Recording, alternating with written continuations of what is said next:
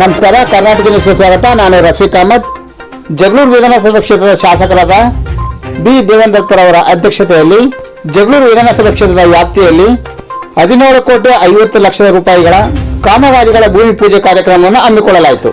ಜಗಳೂರು ತಾಲೂಕಿನ ಚಿಕ್ಕ ಉಜ್ಜಿನಿಯಲ್ಲಿ ವೇದಿಕೆ ಕಾರ್ಯಕ್ರಮ ಅದ್ದೂರಿಯಾಗಿ ಹಮ್ಮಿಕೊಳ್ಳಲಾಯಿತು.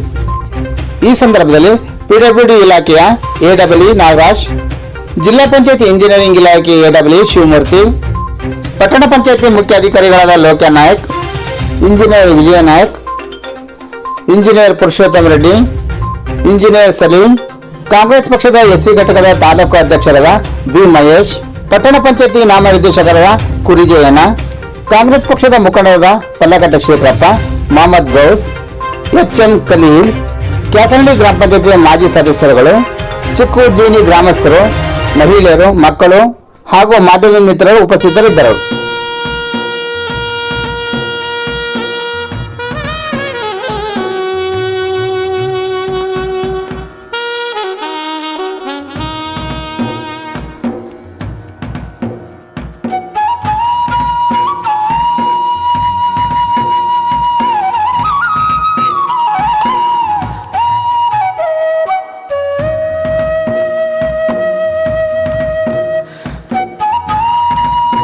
ಜಗಳೂರು ವಿಧಾನಸಭಾ ಕ್ಷೇತ್ರದ ಶಾಸಕರಾದ ಬಿ ದೇವೇಂದ್ರಪ್ಪರ್ ಅವರು ಕಾರ್ಯಕ್ರಮ ಉದ್ದೇಶಿಸಿ ಮಾತನಾಡಿದರು. ನಿಮ್ಮ ಊರಿಗೆ ನಾವು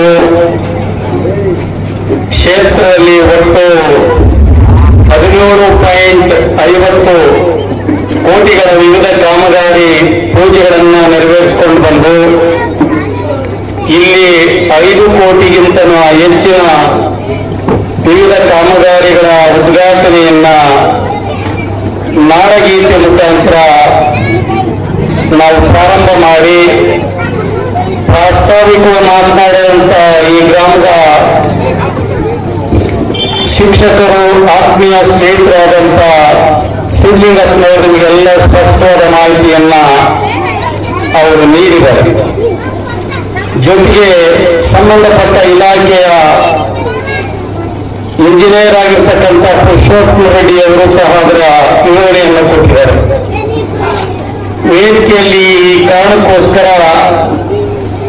ಈ ಗ್ರಾಮದ ಎಲ್ಲ ಹಿರಿಯರು, ಈ ಪಂಚಾಯತಿಗೆ ಸೇರಿದಂತ ಸುತ್ತಮುತ್ತಲಿನ ಎಲ್ಲ ಸರ್ವ ಸಮಾಜದ ಸ್ನೇಹಿತರು ಸಹ ವೇದಿಕೆಯಲ್ಲಿದ್ದಾರೆ.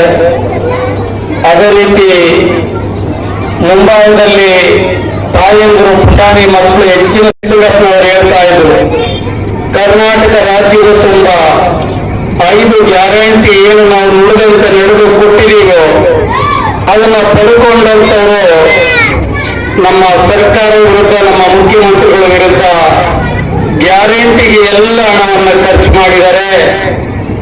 ಆದರೆ ಅಭಿವೃದ್ಧಿಗಿಲ್ಲ ಅನ್ನಂತ ಅಪಸ್ವರವನ್ನ ಆಡ್ತಾ ಇದ್ದಾರೆ.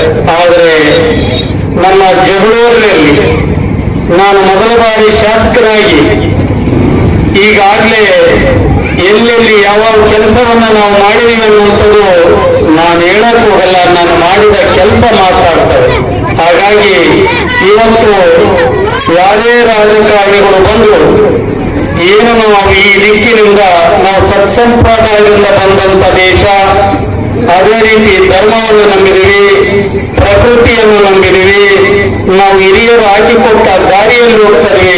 ಹಾಗಾಗಿ ಈ ಭಾಗದಿಂದ ನಾವು ಪ್ರಚಾರವನ್ನು ಮಾಡಿದರೆ ಈ ಗ್ರಾಮಕ್ಕೆ ಬಂದು ನಾವು ಈ ದೇವರುಗಳ ಆಶೀರ್ವಾದವನ್ನು ಪಡೆದು ಹೋದರೆ ಒಳ್ಳೆಯದಾಗ್ತದೆ ಅನ್ನಂತ ಮಾತನ್ನ ನಾವು ಕೇಳ್ಪಟ್ಟಿದ್ವಿ, ನಾವು ನಂಬಿದೀವಿ.